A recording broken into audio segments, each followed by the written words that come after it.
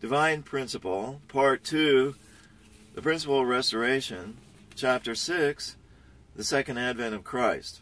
Section 3, Where will Christ return? If Christ comes again as a man born on the earth, he'll certainly be born among a people who are chosen by God in accordance with his predestination. Where is the place God has chosen for Christ's return? Who are the people chosen to receive him? Will Christ return among the Jewish people? Some Christians expect that Christ will come again among the Jewish people, based on several passages from the Bible. And I heard the number of the sealed, 144,000 sealed, out of every tribe of the sons of Israel.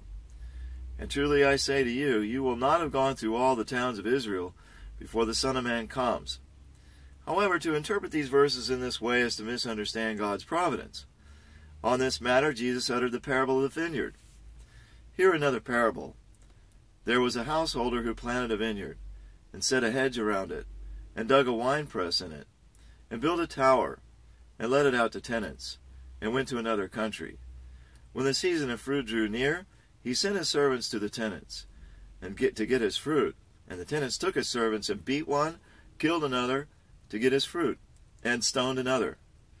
Again he sent other servants, more than the first, and they did the same to them. Afterward he sent his son to them, saying, They will respect my son. But when the tenants saw the son, they said to themselves, This is the heir. Come, let's kill him, and have his inheritance. And they took him and cast him out of the vineyard, and killed him. When therefore the owner of the vineyard comes, what will he do to those tenants? They said to him, He will put those wretches to a miserable death, and let out the vineyard to other tenants, who will give him their fruits in their seasons. And Jesus said to them, Therefore I tell you, the kingdom of God will be taken away from you, and given to a nation producing the fruits of it. In this parable, the householder represents God. The vineyard represents God's work. The tenants entrusted with the work represent the Jewish people. The servants represent the prophets. The son of the householder represents Jesus, and the other tenants who harvest the fruits represent some other nation which can receive Christ at the second advent and realize God's will. By this parable, Jesus conveyed that he will not come again to the people who persecuted him. God will take away the mission previously entrusted to them and give it to another people who can produce its fruits upon Christ's return.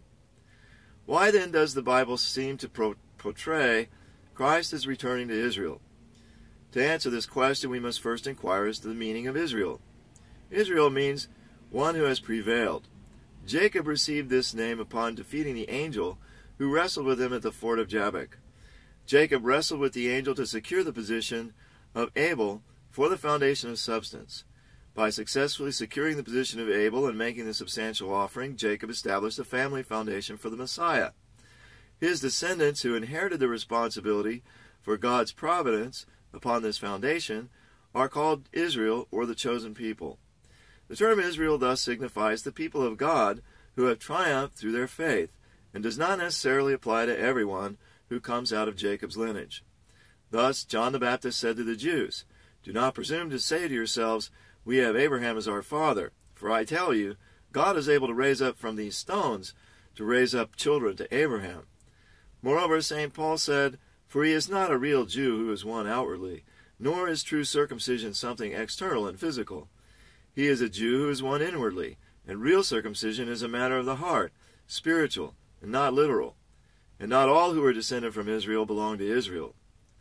They reproached those Jews who boasted that they were the chosen people based only on their lineal connection to Abraham, even though they were not in fact living according to the will of God. It can be said that the descendants of Jacob were Israel at the time of their departure from Egypt under Moses' leadership, but they no longer were when they turned against God in the wilderness. Therefore, God swept them away in the wilderness and led only the younger generation into Canaan. These God regarded as the true Israel. Of the descendants of Abraham, who entered the land of Canaan, the 10 tribes of the northern kingdom of Israel, who transgressed against God, perished because they lost their qualification to be God's chosen people. Only the 2 tribes of the southern kingdom of Judah, who continued to uphold the will of God, remained the chosen people who could eventually receive Jesus. Nevertheless, when they led Jesus to the cross, they also lost their qualification to be the people centrally responsible for God's providence. Who became the chosen people after Jesus' crucifixion? They were none other than the Christians who inherited the faith of Abraham and took on the mission which Abraham's descendants did not complete. St. Paul wrote, "Through their trespass salvation has come to the Gentiles, so as to make Israel jealous," testifying that the center of God's providence of restoration had shifted from the Jews to the Gentiles. Therefore, the chosen people, who should lay the foundation for Christ at the second advent, are not the descendants of Abraham, but rather the Christians who have inherited the faith of Abraham. Christ will return to a nation in the East. As Jesus explained through the parable of the vineyard, when the Jewish people, like the tenants in the parable who killed the son of their master, led Jesus to the cross, they lost their providential mission. Which nation then will inherit the work of God and bear its fruits? The Bible suggests that this nation is in the East. The book of Revelation describes the opening of a scroll sealed with 7 seals. And I saw in the right hand of him who was seated on the throne a scroll, written within and on the back, sealed with 7 seals. And I saw a strong angel proclaiming with a loud voice, "Who is worthy to open the scroll and break its seals?" And no one in heaven or on earth or under the earth was able to open the scroll or look into it. And I wept much that no one was found worthy to open the scroll or to look into it. Then one of the elders said to me, "Weep not, for lo, the Lion of the tribe of Judah, the Root of David, has conquered, so that he can open the scroll and its 7 seals." The Lion of the tribe of Judah signifies Christ. It's he who will open the 7 seals in the last days. After 6 of the seals are opened, then I saw another angel ascend from the rising sun, with the seal of the living God. And he called with a loud voice, saying, "Do not harm the earth, or the seas, or the trees, till we have sealed the servants of our God upon their foreheads." And I heard the number of the sealed, 144,000. This indicates that the seal of the living God will be placed on the foreheads of the 144,000 in the east, where the sun rises. These chosen ones will accompany the Lamb at his return. We can thus infer that the nation which will inherit the work of God and bear its fruit for the sake of the second advent is in the east. There Christ will be born and received by the 144,000 elect of God. Which among the nations of the east is chosen to receive the Lord? The nation in the east is Korea. Since ancient times, the nations in the east have traditionally been considered to be the 3 nations of Korea, Japan, and China. Among them, Japan, throughout its history, has worshipped the sun goddess, Amaterasu Omikami. Japan entered the period of the Second Advent as a fascist nation and severely persecuted Korean Christianity. China, at the time of the Second Advent, was a hotbed of communism and would become a communist nation. Thus, both nations belong to Satan's side.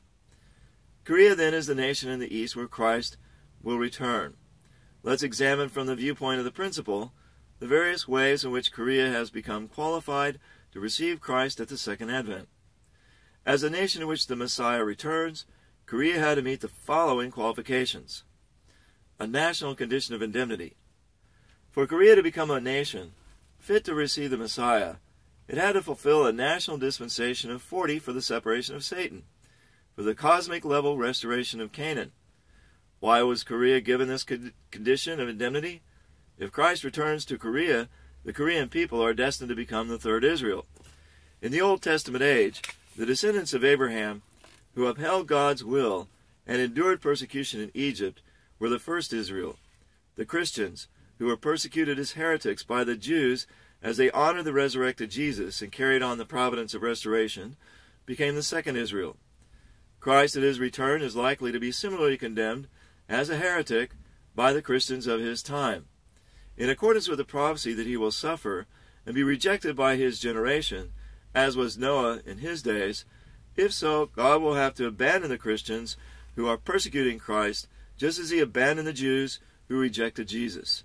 Then the Korean people, who attend the returning Christ and support him to complete the 3rd chapter of God's providence, will become the third Israel. The first Israel suffered 400 years in Egypt. This was to fulfill the dispensation of 40 for the separation of Satan, as required to set out on the national course to restore Canaan. The second Israel had to prevail over the 400 years of persecution in the Roman Empire to fulfill the dispensation of 40 for the separation of Satan, as required to commence the worldwide course for the restoration of Canaan.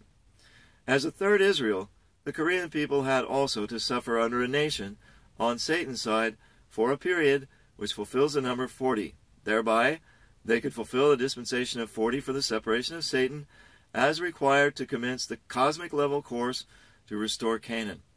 This was the 40-year period during which Korea suffered untold hardships as a colony of Japan. Korea was an early objective of Japan's imperialist policy. The Osa Treaty of Protection, concluded in 1905 by Hirohumi Ito of Japan and Wongyong Lee of Korea, imposed on Korea the status of a Japanese protectorate. All of Korea's diplomatic rights were given over to the care of the Foreign Affairs Ministry of Japan. Japan stationed a governor-general and appointed military officials in every district to control all of Korea's domestic affairs. In a short time, Japan had forced its will upon the Korean people, dictating their politics, diplomacy, and economic affairs. Japan forcibly annexed Korea in 1910. The Japanese committed atrocities against the Korean people, imprisoning and executing many patriots and depriving the people of their freedom. When a movement for independence broke out on March 1, 1919, the Japanese killed thousands of civilians in every part of the peninsula. At the time of the Great Kanto earthquake in 1923, the Japanese made scapegoats of innocent Koreans living in Tokyo and massacred many of them. Meanwhile, many Koreans who could no longer endure Japanese oppression gave up their homes and fled to the wilderness of Manchuria in pursuit of freedom. There they endured untold hardships and gave their hearts and souls for the independence of their homeland. The Japanese military searched from village to village for these loyal Koreans, and in some villages they herded young and old alike into a building and set it on fire, burning them alive. Japan continued such tyranny right up to the day of its fall. The Koreans who were killed in the March 1st independence movement and in the wilderness of Manchuria were predominantly Christians. Toward the end of its colonial rule, Japan embarked on a notorious policy to stamp out independent Christianity. In Korea, Christians were forced to worship at Shinto shrines. Those who didn't comply were imprisoned or executed. When Emperor Hirohito of Japan surrendered at the end of World War II, the Korean people were finally liberated from their bondage. The Korean people suffered for 40 years from the Osa Treaty of Protection of 1905 to the liberation in 1945. Their suffering paralleled the hardships of the first Israel in Egypt and the second Israel in the Roman Empire. Korea's independence movement was led mainly by Christians, both at home and abroad. It was the Christians who suffered the most under Japan's tyranny. God's front line and Satan's front line. In the last days, the world is divided into the democratic world and the communist world. Because he had given Adam the blessing of dominion, God had to give Satan a free rein to create through Adam's descendants an unprincipled world. God has had to follow in pursuit, working to restore the unprincipled world to his side. When Christ returns to restore this fallen world to its original state as created by God, he'll surely work to save the communist world. No doubt the nation to which he returns will play the central role in this dispensation. Korea, the nation where Christ will return, is a place most dear to God and most abhorred by Satan. It's the front line for both God and Satan, a place where the forces of democracy and the forces of communism collide. This line of confrontation in Korea's 38th parallel, which was drawn to fulfill the providence of God. At the point of confrontation between God and Satan, a sacrifice must be offered as a condition to determine the outcome of their struggle. The Korean people were this sacrifice, placed on this front line of battle to be offered for the sake of the restoration of the universe. Therefore, God divided the Korean nation, just as Abraham's sacrifices were supposed to be divided. This is the reason behind the division of Korea by the 38th parallel, which split it into two nations, one Cain type and the other able type. The 38th parallel is the front line of battle between democracy and communism. At the same time, it's the front line of battle between God and Satan. The Korean War, which raged across the 38th parallel, was not merely a civil war. It was a conflict between the democratic world and the communist world. Moreover, it was a conflict between God and Satan. Because this war had worldwide significance for the accomplishment of the providence of restoration, the armed forces of the member states of the United Nations were mobilized for the first time. Even though the participating nations may not have understood this providential significance, they were acting in line with God's will for the liberation of the spiritual fatherland. At the fall of the first human ancestors, God's side and Satan's side parted ways from a single point. Life and death, good and evil, love and hate, happiness and sorrow, fortune and misfortune, all are divided from a single point and come into continual conflict with each other in human history. These divided realities consolidated separately into the Cain-type and Abel-type worlds, which eventually matured to form the democratic world and the communist world. When these two worlds came into global conflict, it was centered on the Korean Peninsula. Religions, ideologies, political forces, and economic systems all came into conflict and caused great confusion in Korean society, which then had worldwide impact. This is because phenomena which took place in the spirit world unfolded as a physical reality in Korea, the central providential nation, and were magnified worldwide. This outbreak of social and ideological chaos was a clear sign that a new world order was fast approaching. As Jesus once said, "As soon as its branch becomes tender and puts forth its leaves, you know that summer is near." When the disciples asked Jesus for the place of his return, he said, "Where the body is, there the eagles will be gathered." Eternal life and eternal death collide in Korea, the front line of the battle between God and Satan. Devils, symbolized by the eagles, gathered in this land in search of the spiritually dead, while the returning Lord comes to this land in search of the people of abundant life. The object partner of God's heart. To become the object partner of God's heart, we must first walk a path of blood, sweat, and tears. Ever since human beings fell under the dominion of Satan and came to oppose God, God has been grieving with the heart of a parent who lost his children. God has labored continually in the sinful world to save immoral and wretched human beings, who are nonetheless his children. Moreover, in his efforts to recover his rebellious children, time and again, God has had to let the most righteous and beloved ones be sacrificed to the satanic world, even delivering Jesus, his only begotten Son, to the cross. God has been grieving in this way every day since the human fall. Accordingly, an individual, family, or nation who is fighting the satanic world for the sake of God's will cannot avoid the path of blood, sweat, and tears. How can we, as loyal and faithful children, be comfortable and complacent and still expect to remain the object partners of our Heavenly Father, who is suffering in deep agony? The nation which can receive the Messiah should become the object partner of God's heart by demonstrating filial piety. That's why it must walk a path of blood, sweat, and tears. Both the first Israel and the second Israel walked a path of suffering.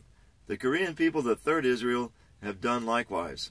Their miserable history was the path required of the chosen people of God.